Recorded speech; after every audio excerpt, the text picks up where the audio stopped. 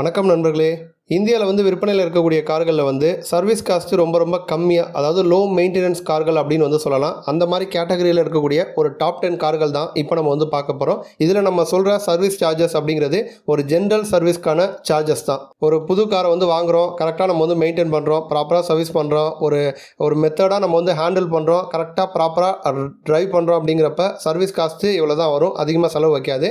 நம்ம ஒரு ரேஷ் டிரைவிங் பண்ணுறோம், இல்லை கம்மியான டைமில் அதிகமான கிலோமீட்டர்ஸ் போகிறோம் அப்படின்னா ஸ்பேர்ஸ்லாம் மாற்றுற மாதிரி இருக்கும். ஸோ அந்த காஸ்ட்லாம் நம்ம ஆட் பண்ணலை. ஜென்ரலாக புது காரை வாங்குகிறோம், ஒரு வருஷத்துக்கு ஜென்ரல் சர்வீஸ்க்கு எவ்வளோ காஸ்ட் ஆகும் அப்படிங்கிறத பற்றி தான் இப்போ நம்ம பார்க்க போகிறோம். இந்த லிஸ்ட்டில் 10வது இடத்துல பார்த்தீங்க அப்படின்னா ஹோண்டா அமேஸ் கார் இருக்குது. அமேஸை பொறுத்த வரைக்கும் நமக்கு 4 மீட்டருக்குள்ளே வரக்கூடிய ஒரு காம்பாக்டான செடான் காரு. இப்போ இந்த அமேஸில் ஒரு புதிய தலைமுறை மாடலையும் ஹோண்டா விற்பனைக்கு கொண்டு வர போகிறாங்க. டிசைன் வைஸ் டோட்டலாக மாற்றிருக்காங்க. ஹோண்டாவில் அக்கார்ட் அப்படின்னு சொல்லிட்டு ஒரு கார் இருக்குது. அந்த காரை பேஸ் பண்ணி அமேஸோட டிசைனை நமக்கு மாற்றிருக்காங்க.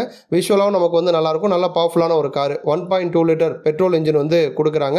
மைலேஜ் நமக்கு டீசெண்டாக கிடைக்கும். 18.6 கிலோமீட்டர் வரைக்கும் நமக்கு மைலேஜ் கிடைக்கும். ஹோண்டா இன்ஜின் அப்படிங்கிறப்ப நல்ல ஒரு ரிலையபிலிட்டியாக இருக்கும். ஓட்டுறதுக்கும் நமக்கு ரொம்ப ஸ்மூத்தாக இருக்கும். இப்போ சர்வீஸ் அப்படின்னு பார்க்குறப்ப ஒரு வருஷம் அப்படி இல்லைன்னா 10,000 கிலோமீட்டர் இந்த இன்டர்வலில் நம்ம எது ஃபஸ்ட்டு வருதோ அதுக்கேற்ற மாதிரி சர்வீஸ் பண்ணுற மாதிரி இருக்கும். சர்வீஸ் காஸ்ட்டு ஜென்ரல் சர்வீஸ்க்கு ஒரு வருஷத்துக்கு பார்த்தீங்கன்னா 5,600 ரூபாய் நமக்கு செலவாகும். அடுத்து பார்த்தீங்கன்னா இந்த லிஸ்ட்டில் 9வது இடத்துல பலேனோ கார் வந்திருக்கு.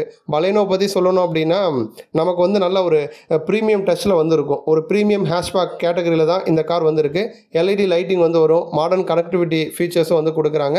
நேச்சுரலி ஆஸ்பிரேட்டட் பெட்ரோல் இன்ஜின் கொடுக்குறாங்க. பவரும் 88.5 பிரேக்கர்ஸ் பவர் ப்ரொடியூஸ் பண்ணும். பெட்ரோலும் இருக்குது. அதே மாதிரி மைலேஜ் இன்னும் உங்களுக்கு அதிகமாக வேணும் அப்படின்னா சிஎன்ஜி நீங்கள் எடுக்கலாம். இப்போ நார்மல் பெட்ரோலுக்கான மைலேஜ் 22.35 கிலோமீட்டர் வரைக்கும் கொடுக்கும். சிஎன்ஜி எடுத்தீங்க அப்படின்னா இதை விட இன்னும் கொஞ்சம் அதிகமாக உங்களுக்கு மைலேஜ் கிடைக்கும். அரௌண்ட் 30 கிட்ட பார்த்தீங்க அப்படின்னா நமக்கு மைலேஜ் கிடைக்கும். இப்போ பலேனோ காருக்கு ஒரு வருஷத்துக்கான அந்த சர்வீஸ் காஸ்ட் அப்படின்னு பார்க்குறப்ப பலேனோ நமக்கு 10,000 கிலோமீட்டர் கொடுக்குறாங்க. அப்படி இல்லைனா ஒரு வருஷம் கொடுக்குறாங்க. 5,600 ரூபா நமக்கு செலவாகும். அடுத்து இந்த லிஸ்ட்டில் பார்த்தீங்க அப்படின்னா 8வது இடத்துல டாடா பஞ்ச் கார் இருக்குது. பஞ்சை பற்றி சொல்லணும் அப்படின்னா மைக்ரோ எஸ்யூவி கேட்டகரியில் வரக்கூடிய ஒரு காரு. நல்லா பானட்லாம் ஹைட்டாக வந்திருக்கும். நல்ல ஒரு பவர்ஃபுல்லான லுக்கு வந்திருக்கும். அதேமாதிரி கிராஷ் டெஸ்ட் ரேட்டிங்கில் 5 ஸ்டார் ரேட்டிங் வாங்கின ஒரு கார். அதனால் நமக்கு சேஃப்டி வைஸும் ரொம்ப சூப்பரான ஒரு காரு. நிறைய ஃபீச்சர்ஸும் கொடுக்குறாங்க. நமக்கு ஆட்டோ ஹெட்லாம்ப் இருக்குது, ரெயின் சென்சிங் வைப்பர்ஸ் கொடுக்குறாங்க, வாய்ஸ் ஆக்டிவேட்டட் சன்ரூஃப் இருக்குது, ஆட்டோமேட்டிக் கிளைமேட் கண்ட்ரோல் கொடுக்குறாங்க. இந்த மாதிரி ஃபீச்சர்ஸ்லாம் நமக்கு கொடுக்குறாங்க. சர்வீஸ் இன்டர்வல் அப்படின்னு பார்க்குறப்ப நமக்கு ஒரு வருஷம் அப்படி இல்லைனா 15,000 கிலோமீட்டர் வரைக்கும் சர்வீஸ் இன்டர்வல் டாடா மோட்டார்ஸ் கொடுக்குறாங்க. நமக்கு 3 சிலிண்டர் பெட்ரோல் இன்ஜின் கொடுக்குறாங்க. 86.6 பிரேக்கர்ஸ் பவர் ப்ரொடியூஸ் பண்ணும். மைலேஜ் 20.09 கிலோமீட்டர் கிட்ட நமக்கு கிடைக்கும். சிஎன்ஜி அதிகமாக கொடுக்கும். பெட்ரோல் சிஎன்ஜி 2 ஆப்ஷனும் பார்த்தீங்கன்னா நமக்கு டாடா மோட்டார்ஸ் கொடுக்குறாங்க.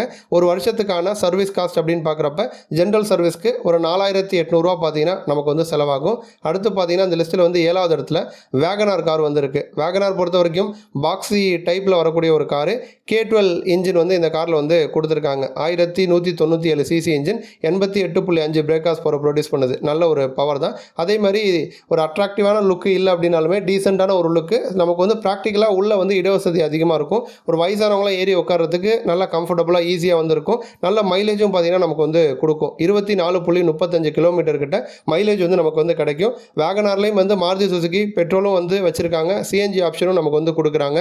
பூட் ஸ்பேஸும் பார்த்தீங்கன்னா நமக்கு 341 லிட்டர்ஸ் கொடுக்குறாங்க. நல்லா சௌகரியமாக கம்ஃபர்டபுளாக நம்ம உட்காந்து ட்ராவல் பண்ண முடியும். திங்ஸும் எடுத்துகிட்டு போக முடியும். இப்போ வேகனாருக்கு ஒரு வருஷத்துக்கான ஜென்ரல் சர்வீஸ் காஸ்ட் அப்படின்னு பார்க்குறப்ப 3,600 ரூபா நமக்கு செலவாகும்.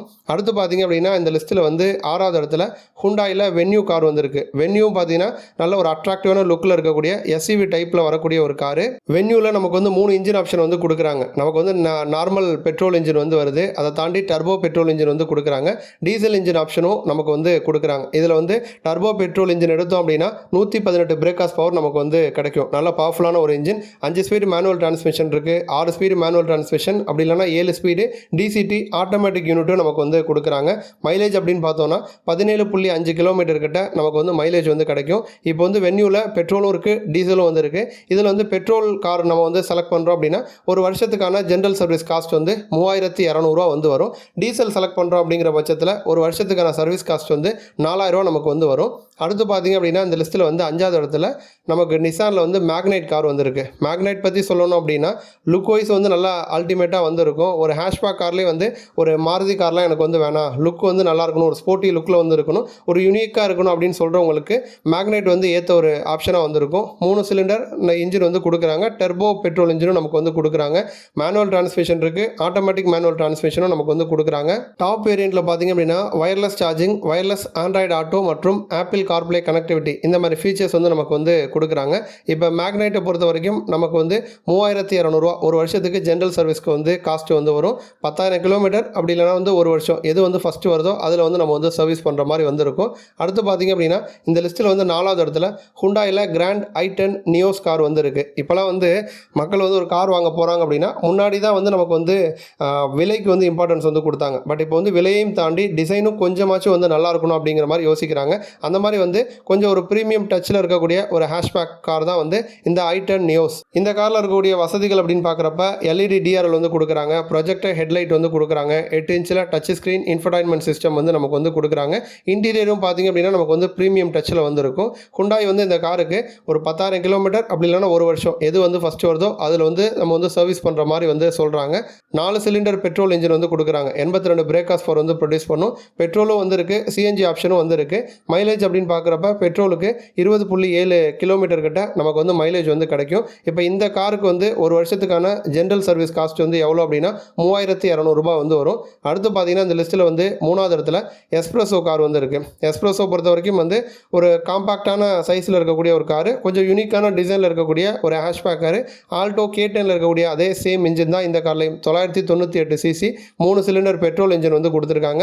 66 பிரேக் ஹார்ஸ் பவரையும் 89 Nm டார்க் வந்து ப்ரொடியூஸ் பண்ணும். பெட்ரோல் சிஎன்ஜி 2 ஆப்ஷனும் நமக்கு வந்து கொடுக்குறாங்க. 24.12 கிலோமீட்டர் நமக்கு வந்து மைலேஜ் வந்து கொடுக்கும். ஒரு மைக்ரோ எஸ்யூவி ரகத்தில் வரக்கூடிய ஒரு கார் அப்படின்னு வந்து சொல்லலாம். இப்போ இந்த காரை பொறுத்த வரைக்கும் நமக்கு வந்து மாருதி சுசுகி ஒரு வருஷம் அப்படி இல்லைனா வந்து 10,000 கிலோமீட்டர் சர்வீஸ் இன்டர்வல் வந்து கொடுக்குறாங்க. ஒரு 3000 பார்த்திங்க அப்படின்னா ஒரு வருஷத்துக்கான ஜென்ரல் சர்வீஸ் காஸ்ட் வந்து நமக்கு வந்து வரும். அடுத்து பார்த்திங்கன்னா இந்த லிஸ்ட்டில் வந்து 2வது இடத்துல இன்னொரு மாருதி சுசுகி காரான ஆல்டோ K10 கார் வந்து இருக்குது. ஒரு மிடில் கிளாஸ் ஃபேமிலி வந்து முதன்முறையாக கார் வாங்க போகிறாங்க அப்படின்னா நிறைய பேர் இந்த காரை தான் வாங்கிட்டு இருக்காங்க. இதற்கு முன்னாடி நிறைய பேர் வாங்கி நிறைய பேரோட ஃபஸ்ட்டு காராகவே இந்த ஆல்டோ K10 வந்து இருக்கும். 998 சிசி 3 சிலிண்டர் இன்ஜின். பவர் வந்து டீசெண்டான ஒரு பவர், பட் மைலேஜ் வந்து நல்லா கொடுக்கும். 24.49 கிலோமீட்டர் வந்து மைலேஜ் வந்து கிடைக்கும். பெட்ரோலு மற்றும் சிஎன்ஜி 2 ஆப்ஷனும் நமக்கு வந்து கொடுக்குறாங்க. நமக்கு டாப் வேரியண்ட்லாம் ஆட்டோமேட்டிக் மேனுவல் டிரான்ஸ்மிஷனும் நமக்கு வந்து கொடுக்குறாங்க. அப்போ வந்து விலையும் பட்ஜெட் விலையில் வரும், நல்ல மைலேஜும் வந்து கொடுக்கும். மெயின்டெனன்ஸ் காஸ்ட்டும் பார்த்திங்க அப்படின்னா பெருசாக வந்து செலவு வைக்காது. ஒரு வருஷத்துக்கான மெயின்டெனன்ஸ் காஸ்ட் அப்படின்னு பார்க்குறப்ப ஜென்ரல் சர்வீஸ்க்கு 3000 நமக்கு வந்து செலவாகும். அடுத்து பார்த்திங்கன்னா இந்த லிஸ்ட்டில் முதல் இடத்துல வந்து ரெனால்ட்டில் குவிட் கார் வந்து இருக்குது. குவிட்டை பொறுத்த வரைக்கும் வந்து ஒரு ஹேஷ்பேக் கார்லேயே வந்து நல்ல ஒரு ஸ்போர்ட்டியான அக்ரெசிவான லுக்கில் இருக்கக்கூடிய ஒரு காரு. நமக்கு கிரவுண்ட் கிளியரன்ஸ் வந்து 184 mm வந்து கொடுக்குறாங்க. பூட் ஸ்பேஸும் வந்து ஸ்மால் ஹேஷ்பேக் கார்களில் குவிட்டில் வந்து நமக்கு வந்து அதிகம் 279 லிட்டர் பூட் ஸ்பேஸ் வந்து கொடுக்குறாங்க. இதை தாண்டி சேஃப்டி ஃபீச்சர்ஸ் அப்படின்னு பார்க்குறப்ப ரிவர்ஸ் பார்க்கிங் கேமரா இருக்குது, எலக்ட்ரானிக் ஸ்டெபிலிட்டி ப்ரோக்ராம் இருக்குது, டயர் ப்ரெஷர் மானிட்டரிங் சிஸ்டம் வந்து இருக்குது. இந்த மாதிரி ஃபீச்சர்ஸ்லாம் வந்து நமக்கு வந்து டாப் வேரியண்ட்டில் வந்து கிடைக்கும். இன்ஜின் அப்படின்னு பார்த்தோன்னா 999 சிசி 3 சிலிண்டர் பெட்ரோல் இன்ஜின் வந்து கொடுக்குறாங்க. மேனுவல் டிரான்ஸ்மிஷன் இருக்குது, ஆட்டோமேட்டிக் மேனுவல் டிரான்ஸ்மிஷனும் கொடுக்குறாங்க. 67 பிரேக் ஹார்ஸ் பவர் வந்து ப்ரொடியூஸ் பண்ணும். ஆல்மோஸ்ட் மாருதி கார்களுக்கு ஈக்குவலான பவரை தான் வந்து ப்ரொடியூஸ் பண்ணுது.